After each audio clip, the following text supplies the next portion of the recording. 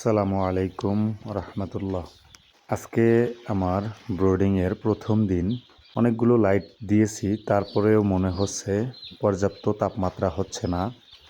তাই আমি চতুর্পাশে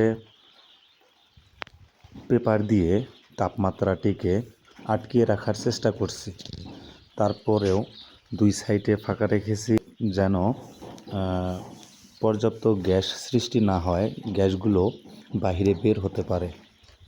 আপনারা যারা ব্রিডিং করছেন তারা সবসময় তাপমাত্রার দিকে মনোযোগ দিবেন এবং খেয়াল করবেন। তাপমাত্রা কম হলে মুরগির বাচ্চার বড় ধরনের ক্ষতি হতে পারে এবং আপনার খামারেও বিপর্যয় সৃষ্টি হতে পারে।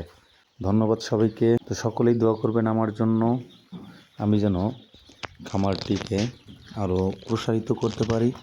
আসসালামু আলাইকুম রহমতুল্লাহ।